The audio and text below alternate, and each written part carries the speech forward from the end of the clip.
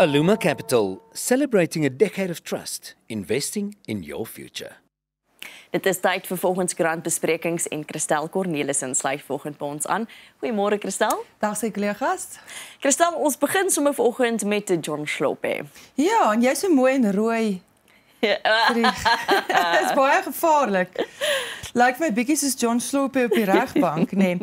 So, die Kaapstadse Hooggeregshof het uitspraak gelewer in die saak oor John Slope se deelname aan die regterlike dienskommissie en die hof het beslis, 'n volbankregters het beslis dis ongrondwetlik en ongeldig en hulle het dit tersyde gestel. In hierdie jongste aansoek het die DA hom tot die hof gewend en gesê hy kan nie. So John Slope is die eerste regter in demokratiese Suid-Afrika wat in 'n staat van beskuldiging geplaas is en hy is toe nou van die regbank verwyder. Hy verteenwoordig die MK-party en die MK-party, hy's 'n LP en hulle het toe gesê maar jy weet hy's 'n ervare regsgeleerde en hy kan nou lid wees van die RDK volgens hulle. Die hof het nou gesê nee, hy kan nie. Die MK-party het reeds die uitspraak verwerp. Nou die hof het nog 'n skerp uitspraak gelewer en gesê weet die besluit was nie regmatig nie, dit was nie rasioneel nie. As jy nou kyk na die staat van beskuldiging en John Slope gaan voort om wat hulle noem scandalous attacks. Jy weet hy gaan voort om aanvalle op die regbank te loods. So wat die RDK doen is hulle doen onderhoude nou byvoorbeeld om te besluit wie regters mag wees. So dis 'n proses wat absoluut bo verdenking moet wees. En die hof het nou gesê weet maar hy kan nie, hy het sy eed verbreek weet as regter en hy het nie die eienskappe wat nodig is om regter te wees nie. So as jy dit nie het nie, weet hoe moet jy besluit oor ander regters? Die MK-party, soos ek sê, hulle dit verwerp, hulle verwys nou na die wit rassistiese DA en sê weet as die grondwet toelaat dat 'n mens kan terugkeer na apartheid, is dit wat hulle sê weet dan moet die grondwet verander word. Hulle sê dis 'n terugkeer na apartheid. Ja, en hulle sê as die grondwet hierdie terugkeer na apartheid moontlik maak, moet die grondwet gewysig word. Ek dink daai is wat my bekommerd het. Jy die derde grootste party in die land wat ontslaaw wil raak van die grondwet. Dit terwyl die party vol verdagte lede is.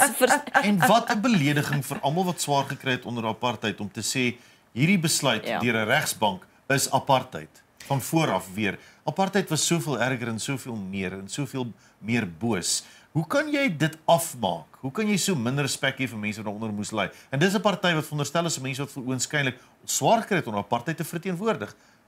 Ek verstaan dit nie.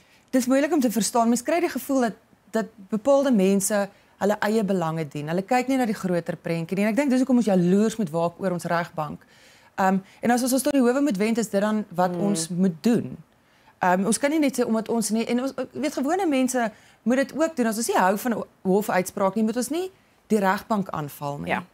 En dit is oor die hele spektrum heen. En jy weet dit is hoekom dit nodig is dat ons 'n regbank het wat bo verdenking het. Want dan as iemand sê, weet die regstelsel is daarmee heen, dan sê dit nie wag. Weet net omdat jy nie hou van die uitspraak nie, beteken nie die hele regstelsel is daarmee heen. En dit is hoekom 'n proses soos hierdie volgens my geweldig belangrik is. Dat ons die regte mense op die regbank het. Jy weet hulle justice is blind. Nee, hy het nie 'n partykaartjie in sy sak nie. Dit kan nie so werk nie. Absoluut. So dan, ons is nog steeds in die hof. Ja. Die president Ons is hoffiks. Ja, oor die nasionale gesondheidsversekering. Absoluut, nog 'n hofsaak. So julle sal onthou verlede maand was daar ook 'n Hooggeregshof uitspraak gewees wat gesê het president Ramaphosa se besluit om die nasionale gesondheidsversekering te onderteken mag hersien word. So dit was die Raad op Gesondheidsfinansiers en wat hulle onder meer gevra het is die rekord van besluitneming.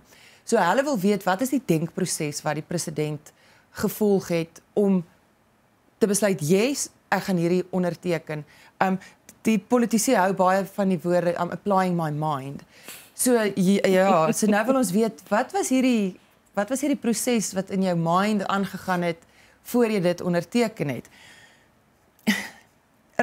President Ramaphosa gaan nou konstitusionele hof toe. So wat hierdie proses basies behels is hy gebruik 'n reël wat sê jy kan van die Hooggeregshof reguit na die konstitusionele hof toe gaan indien dit 'n grondwetlike kwessie is. Jy gaan nie eers appelhof toe nie. Ek verstaan nie as jy die proses gevolg het en jy kan die stappe uiteensit en dis nou baie vereenvoudig en sê hier is die 10 goed waarna ek gekyk het en dis hoekom ek NGV onderteken het. Weet dan het jy mos nou nie rede om hof toe te gaan nie. Gee dit net. Laat mense kan sien hoe jy by die besluit uitgekom het. Maar hy sê nee, hy gaan hof toe. Nog 'n hofsaak oor NGV. Julle onthou, Erin Motsoaledi het vroeër gesê 9 miljoen rand aan regskoste al vir hofsaake. Nou hy sê hy moet op vele fronte met hy vure doodslaan. Hy word uit alle antwoorde word hy hof toe gesleep. Die president is net een, so sy regskoste is moontlik 'n bietjie minder. Miljoene rande wat spandeer word aan iets wat talle kenners sê nie gaan werk nie. Omdat hy nie sy redes wil verskaf, sy denkproses wil verduidelik. Want mense dink as hy 'n behoorlike proses gevolg het, dan sou hy dit wou gemaklik wees om dit te noem aan die mense, nie? Ek sou so dink. Ja. Maar ek dink die hele NGV soos jy noem is omstrede, want as jy het nou ook genoem van minister Motsoaledi wat gesê het hoeveel miljoene al spandeer is in die howe en hy het gesê hy sal voortgaan om dit te verdedig. En as ek reg onthou het hy gesê ons sal met ons lewens beklei. Dis presies. En dan begin ek bevraagteken waar goeie gesonde logika gaan. Kom ons vat dan 'n stap terug. As daar soveel hofsaake is en ek weet ons publieke gesondheidssektor styr onder druk, daai dienste word nie gelewer nie, kan ek moontlik vir 'n oomblik van daai miljoene beter bestee om te kyk hoe ons beter dienste kan lewer vir alle Suid-Afrikaners weer eens en ons publieke gesondheidsstelsel verbeter. En dalk gesprekke voer eers met kenners om te kyk, kan ek die NGV dan aanpas? Sou dit dan beter wees as ek dit op 'n manier kan aanpas en dan weer probeer, eerder as om hierdie miljoene en hierdie spanne, want dit was spanne wat hy het, om dit te probeer verdedig in die hof. En beide staan stil eintlik en niemand wen nie. Geen persoon in Suid-Afrika kry beter gesondheidsdienste ook nie. Ja, daar's prokureurs wat baie geld maak. Ek dink jy vat die kruks van die saak baie goed saam. As mense praat van 'n openbare deelnameproses, want daar was 'n groot openbare deelnameproses oor nasionale gesondheidsversekering. Mense het gesê hierdie gaan nie werk nie, dit is hoekom. Hulle is gekant daarteen. En ons meerderheidsparty in die RNE het gesê, maar ons gaan dit nog steeds doen. Wat beteken daai openbare deelnameproses? Ja. Mense het nou vir jou gesê hierdie gaan nie werk nie. Waarom druk ons deur daarmee? In wie se belang? En ek dink ons moet aanhou om daai vraag te vra, in wie se belang word daar opgetree? Hoekom druk ons deur met iets wat uiteenlopende kenners vir ons sê nie gaan werk soos julle sê dit gaan werk nie? En ook nie werk in van die eerste wêreldlande nie. En as jy kyk na hulle ekonomie, hoe hulle ekonomie styr en ons sukkel juis klaar daarmee. En so gepraat van ekonomie, hoe sou ons gevaar het, Christel? Baie beter, Jennifer.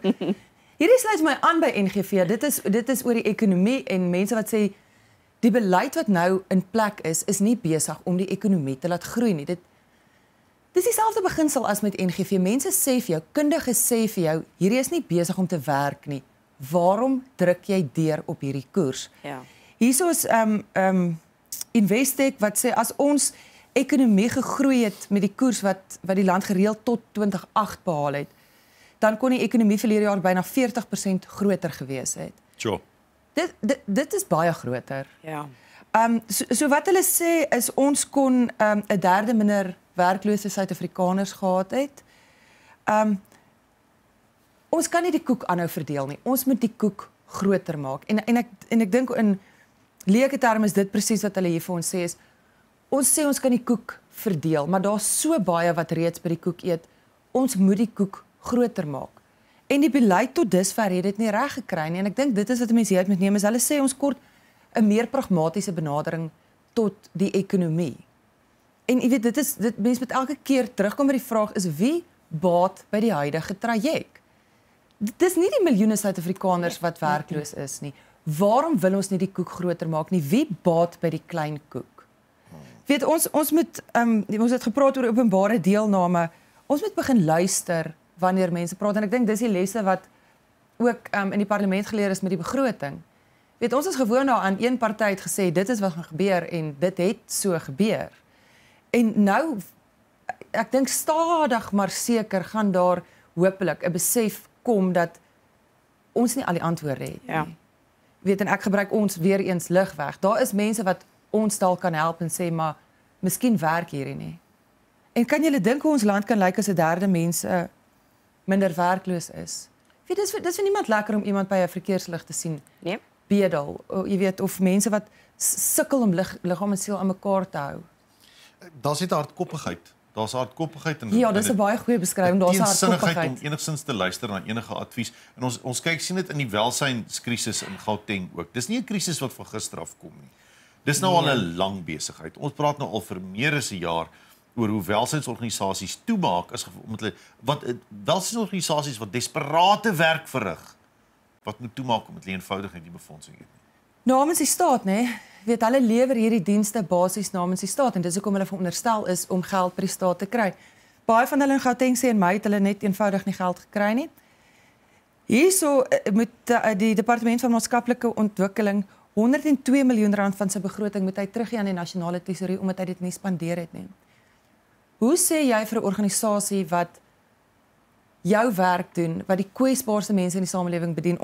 Ons moet 102 miljoen rand terugstuur omdat ons dit nie kon gebruik nie. Ek weet nie, ons het nie geweet hoe nie of miskien het ons vergeet van daai 102 miljoen rand.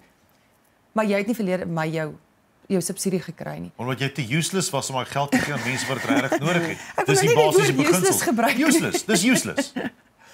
Ja, ek dink jy moet desperate mense by van hierdie organisasies wees wat ook dink, jy weet, hoe useless kan jy wees? Ek sien hierso een wat sê hulle voel magteloos. Dit het gelyk of dinge net beter gaan en nou is daar 'n nuwe krisis. Ons moet eenvoudig beter doen. Ek sien ook hulle sê die provinsiale regering se amptenare kan moontlik afgedank word weens die onderbesteding. Dankie tog uiteindelik. Wat wys hulle vir my? Ja, ek wou vra wys hulle vir my. Hierdie is een van daai stories wat ek eintlik hoorstil wil bly want dit maak my briesend. Want hoeveel keer het ons kinderhuise hierso wat sê, jy weet, hulle sien hom na honderde mense want wie se ouers wil net aflaai. Dis die tipe organisasies waarvan ons praat. Dit is die desperates soos jy sê, die kwesbaarste. Mense wat nie families het nie, wat met gebrekkige mense wat in huise moet sit en hondekos moet eet. En die amptenare wat in hulle luukse huise sit, weet nie, is te onbevoegd om hierdie geld te spandeer en dit word teruggestuur. Ek wil ook graag weet waar is die mense wat afgedank word. Wys hulle vir ons want dit is wat hulle verdien. Sien. Ja, ek stem saam. Ons praat graag van menseregte, né? Hierdie is basiese al wat iemand van jou gevra het is om jou werk te doen. Ja. En jy kon dit nie reg kry nie. En blykbaar ook nie in ons hospitale nie, want nou is ons by die MRI-skandeerder wat dalk geïnstalleer is, dalk nie, dalk kan mense hom gebruik, dalk sal geen pasiënte nie. Ons weet nie. Daar is pasiënte, Jennifer. Hier is die DA in Mpumalanga. Hulle het nou juist die MRK gesê, gevra om ondersoek in te stel. Hoekom pasiënte nie toegang het tot die provinsie se enigste MRI-skandeerder nie. Hy werk nie. Nee, klaar, blyk hy werk hy. Pierre, hy werk. Hy's in Oktober verlede jaar is by Rob Ferreira geïnstalleer. Wat hulle sê, hulle kry nie al die radiografiste bymekaar om die opleiding te doen nie. Ja, dit is die storie. Nou, die DA sê hierdie vat 2 dae om mense opleiding te gee. En dan kan jy hierdie wonderlike masjien gebruik. Useless, weer. Ek gaan dit sê. Wat sukkel jy met skedulering? Het jy iemand nodig om skedulering vir jou te verduidelik? Ek weet nie, mense kan help. Om mense by 'n plek uit te kry. Ek is seker as ons Google gaan ons iemand kry om die opleiding vir hulle die tender te doen. Nou die departement het in sy 3de kwartaalverslag het hy gesê in Mei vanjaar, 20 Mei, was die opleiding reeds afgehandel en die skandeerder is gereed vir gebruik. Nou die DA sê kyk hier's 'n enorme teenstrydigheid. Ons weet nie, kan jy nie, is hy ingeplag, is hy uitgeplag. Dis 'n skande. Hierdie is 'n duur stuk toerusting wat 'n verskil in selfs net een mens se lewe kan maak. En daar's mense wat maandelang wag vir 'n CAT-scan. Hierdie sou daai hele las kon verlig as daar net iemand was om te weet waar om hom aan te sit. Ja, kyk as jy dink hier in Gauteng het ons daar's baie groot druk op hospitale. As mense dan sê ek luister ons verwys jou Rob Ferreira toe. Hulle skandeerder is nie so baie besig nie. So ons laai jou in die busse, jy gaan doen dit daar en ons kry goeie ware vir ons geld, maar ons is nie daar nie. Voordat ons almal nou te kwaad raak op hierdie Dinsdagoggend. Rooi soos jou klere vanmôre. Is daar 'n verskriklike mooi storie, maar het ook gebreek vir die seun, maar dit wys jou as jy wil dan kan jy verskil maak in jou lewe. Hierdie is die mense wat ons in Suid-Afrika nodig het. Dis 'n jong man met 'n plan en 'n ma op haar knieë. So hy wil matriekafskeid toe gaan en hy weet geldjies is min, sy ma is 'n pensionaris, hy is die jongste van 4 kinders en toe sê Rudolf Lekay, ek gaan self. En hy staan vroeër op, dan gaan hy na die middestad toe, daar verkoop hy sy sweeties en sy chippies. Hy het gegaan na die groot maatwinkel toe, daar het hy dit gekoop, hy het self in sakkies gepak. Dan vat hy nog 'n bus, dan gaan hy na sy skool toe en so gaan hy vir sy matriekafskeid betaal. En dit is die mooiste storie want hy het sy R150 kers geskenk, sy enigste geld gevat om na die grootmaatwinkel te gaan. En dit spandeer en genoeg oorgelos vir sy taxi om terug te kom by die huis. En daar het hy sy ma gesit en die sakkies gepak met die chippies en die sweeties en dan gaan verkoop hy dit vir R2 en hy staan 20:45 in die oggende op om hierdie te gaan doen, te verkoop voor hy klas toe gaan, hy se matriek en net om sy geld te kry sodat hy na sy matriekafskeid toe kan gaan. En hulle sê ook in die artikel, jy weet as jy die jong man wil ondersteun, kan jy. En hy wil graag eendag gaan swat ook. Hierdie is die soort mense wat ons moet ondersteun. So jy kan nou sê, hoeveel geld het jy nodig vir 'n matriekafskeid? Dit maak nie saak nie. Hy het nie vir jou gevra daarvoor nie. Hy werk vir elke sent. Hy het 'n plan gemaak en soos ek sê, 'n ma op haar knie.